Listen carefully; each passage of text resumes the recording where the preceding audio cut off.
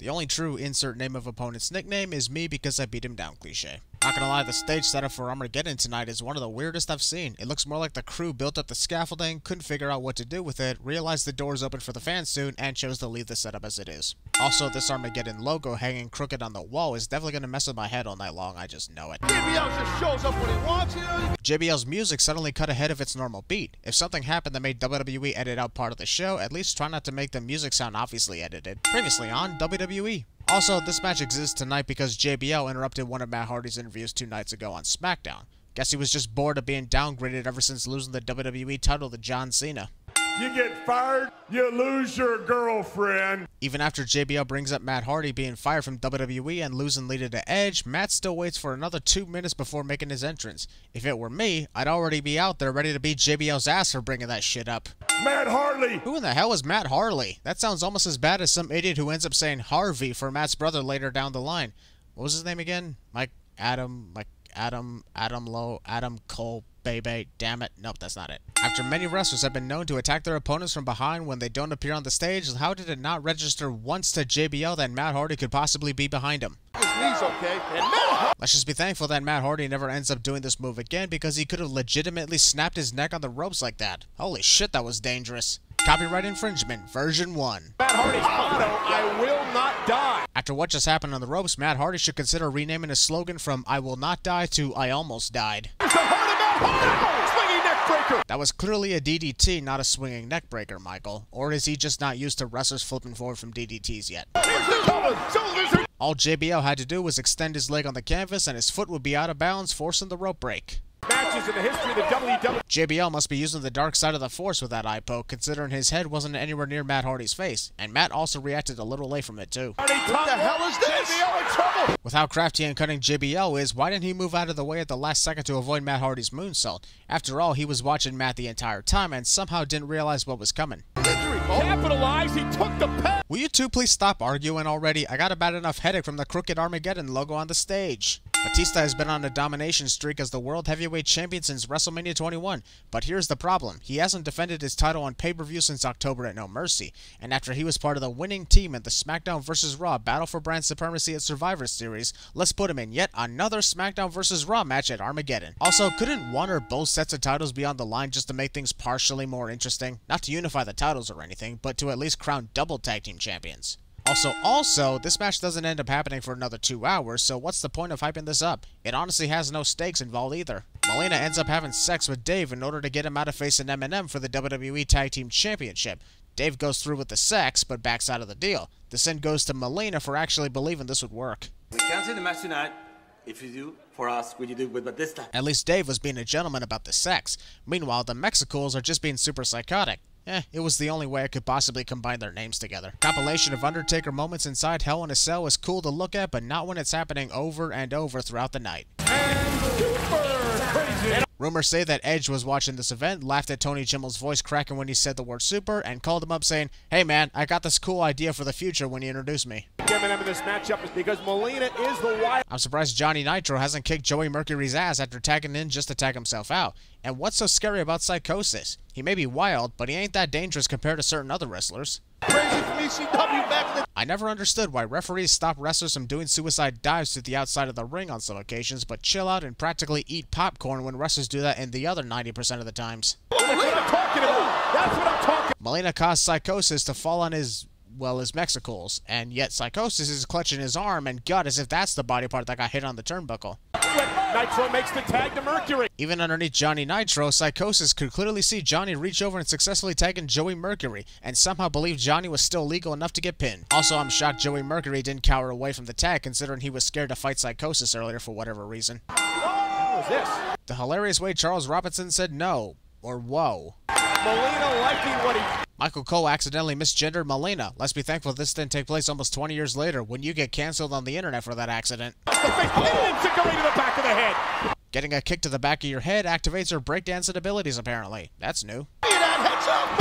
Moonsault spanking. From the winners and the losers. This is a sin either way, showing a backstage post-match interview without playing the actual audio of the interview. And it's also WWE's way of telling you to stop watching the pay-per-view you paid $50 to $60 just to look at a post-match interview onto the free internet. Please, wait! Given Booker T is on a 3-0 lead over Chris Benoit in their best-of-7 series for the vacant United States Championship, we didn't really need a physical metaphor on the clean sweep joke, Sharmell. It's gonna be on like neck bone. Booker T is enjoying the interview, talking about his match with Chris Benoit. He's in a great mood. Meanwhile, Sharmell is acting like a pissed-off bitch. She afraid that Booker is potentially sleeping with Crystal? If you need a ride home, I'll let you borrow this. Yeah, like anybody working for WWE is in trouble of having no ride back home or to their hotel. I ain't worried. Also, are you sure this is a good idea, Sharmell, to give up your own means of transportation just so Crystal Marshall can have a ride home? Best of 7 series. I mean, you could have just had these two compete in a ladder match, last man standing, or any other stipulation that could prevent the double pinfall victory, but I guess we'll go ahead with this. Undisputed champion! Truthfully, the term Undisputed Champion doesn't make a lot of sense here because it's just a vacant title. It's not like Booker and Chris are co-champions or anything. Right? And then the fire burned down the scaffoldings and Crooked Armageddon logo, and now we got no stage setup for the rest of the night. For Chris Benoit, he cannot. Chris Benoit. I guess now we gotta call him Chris for the duration of the night, Michael? Nah. You listen to the Benoit. Chris Benoit and Booker T are about to lock up to begin their match, but choose to stop and look around at the audience all because they started chanting Chris's name. Back when Booker T and his wife. Normally, heel wrestlers escape from the ring to catch a breather when the face wrestlers have the advantage. In this case, neither man has the advantage, which makes Booker T leave the ring because...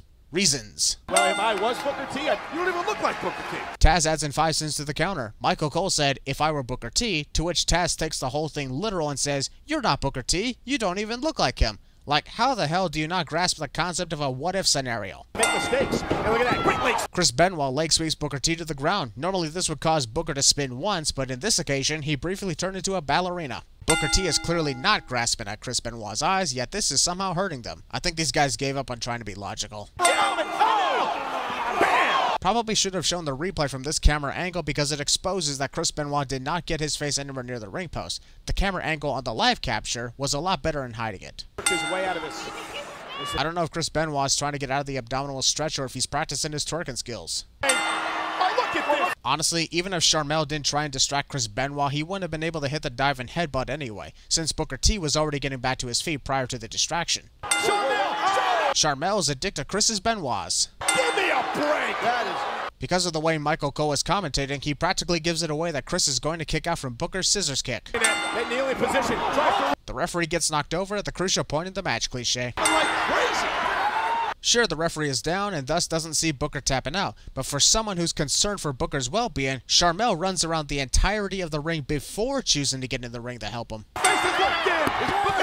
Sharmell is obviously not afraid of getting involved, not to mention the referee is also looking down at Booker's face, but the one moment she chooses not to put Booker's foot on the ropes is the moment where Booker actually taps out to Chris. I'm just saying, her intentions confuse me sometimes. What's this about? I'm with you, Taz. I don't know what's going on here and would like to get to the next match, please. Also, it takes practically 25 entire minutes of pay-per-view time between this match and the next match. SmackDown defeated Raw at Survivor Series. Get used to saying that, because in a decade from now, SmackDown will never get the chance to say that. Hey, wait, I recognize that guy. Guess it wouldn't be a December pay-per-view without somebody disguised as Santa Claus. And of course, the Christmas music cutting in and out makes it more irritating. Yo. Skip.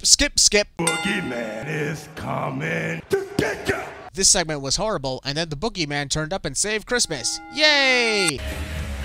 I did the impossible. The showing of the match graphic followed by the promo video package. This must mean that the Hell in a Cell match is up next. Well, guess what? It's still not happening for another hour, so this is not the right time to be doing this.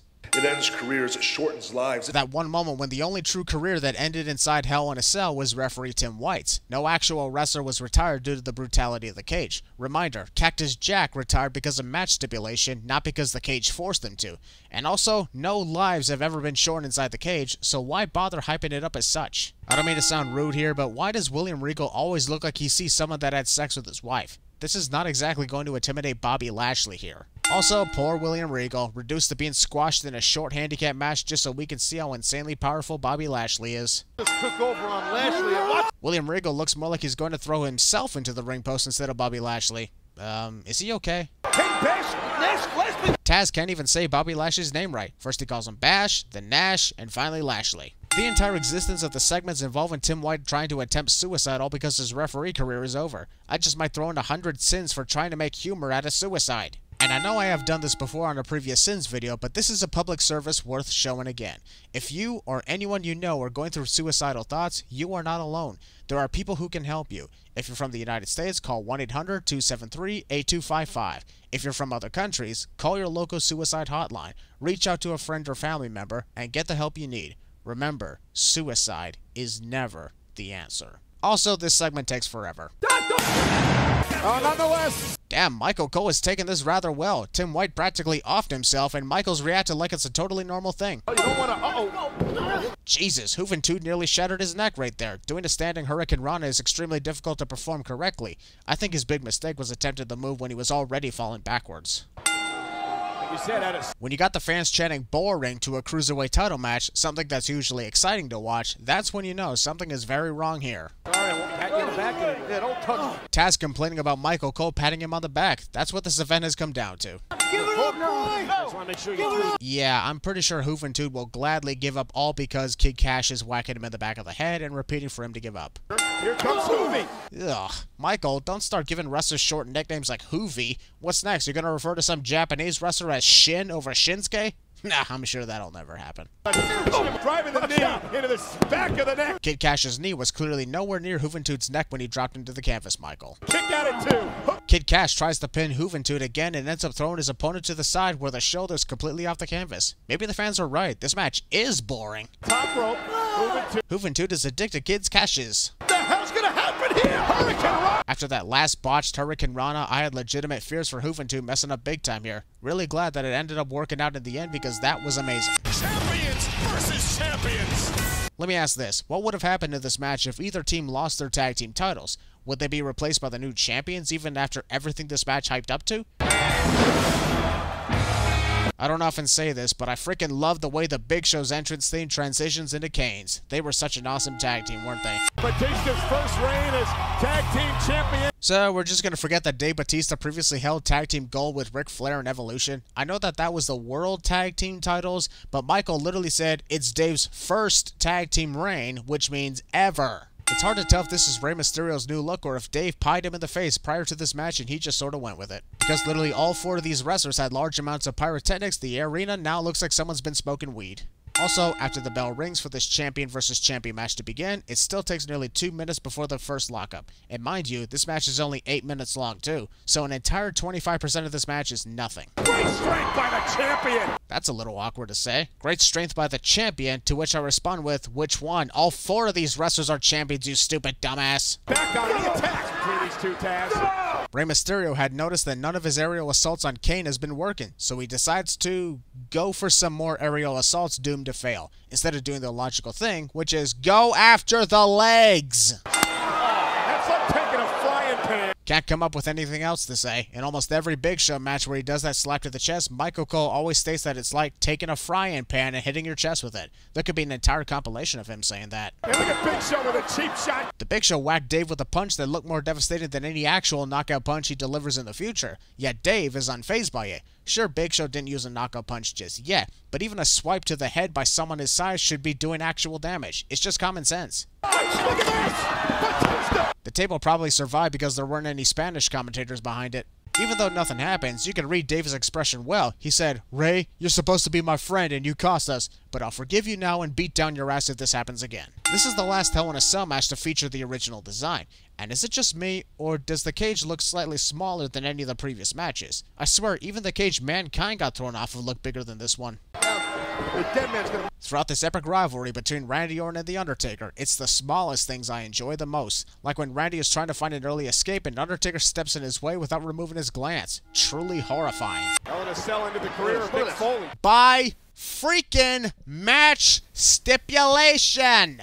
Seriously, why does everyone keep saying it was the Hell in a Cell structure itself that ended the career of Mick Foley, ignoring the obvious if you lose, you retire stipulation? That always irritates me. Look at the size of that cell. Give it a year, you'll be saying that again with better reasoning. If The Undertaker's intention was to throw Randy Orton into the corner, he probably should have done it with more force given how lightly Randy was sent into it. Think that he is. Go under the ring. Taz is cheerleading, which is annoying on its own, but also he's instructing Randy to go underneath the ring while Undertaker is literally trapping Randy's foot. But he's in trouble. Payback. Fun fact, that was actually Randy Orton's receipt for accidentally smashing The Undertaker's head with a chair several months ago. True story. And in professional wrestling, you gotta pay up when you hit someone for real. Although, back in kayfabe, why didn't Randy move out of the way? He was watching The Undertaker even before the chair was about to be swung at his head. Even if it was his legitimate receipt, he should at least not make it obvious. That's like taking a cheese grater and rubbing it into a cheese grater. Wait, what? Taking a cheese grater and rubbing it into a cheese grater? I'm sorry, but how does rubbing two cheese graters against each other account for the destruction inside Hell in a Cell? Watch out. Randy Orton had every opportunity to throw the stairs into The Undertaker's face and did nothing, which allowed The Undertaker to kick the stairs back into him. Come on, Randy, don't try to lose on purpose tonight. That looks brutal to see Randy's payback on The Undertaker, like grinding a cheese grater into a cheese grater, right, Michael Cole? Attempted strangulation.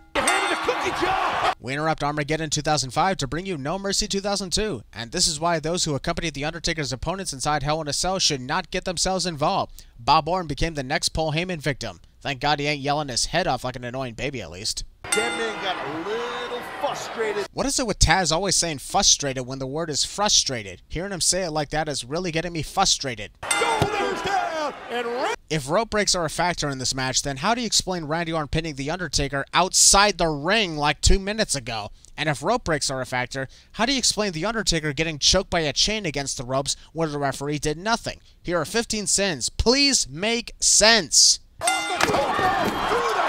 Technically, the table is still intact. It may have bended, but it did not shatter at all. Plus, Randy sailed over Undertaker and practically did no damage. Likely because if he jumped any higher, his head would have collided with the roof of the cage. Maybe that's another reason WWE decided to increase the height of the Hell in a Cell structure the following year. an Undertaker, the referee. This referee gets accidentally punched by The Undertaker right in the jaw, yet somehow this is enough to make his forehead bleed. And the referee also did not hit the cage on the way out either, so the logic is really messed up. Referee got clocked. Still one of the best RKOs from out of nowhere, both at WrestleMania 21 and tonight at Armageddon. You kidding me? To see Randy Orton connect the tombstone piledriver on The Undertaker really shows how much respect and trust Undertaker has in Randy, because he hardly allows anyone to actually connect a tombstone piledriver on him. But of course, that's also a copyright infringement sin, no matter how much respect was put into it. Gotta do my job. Absolute chills the way Undertaker sat up to not get pinned from his own finishing move. Fucking love this feud. Unfortunately, that last tombstone piledriver failed to look good because Randy was nowhere near the canvas when he fell. Great match, botched ending.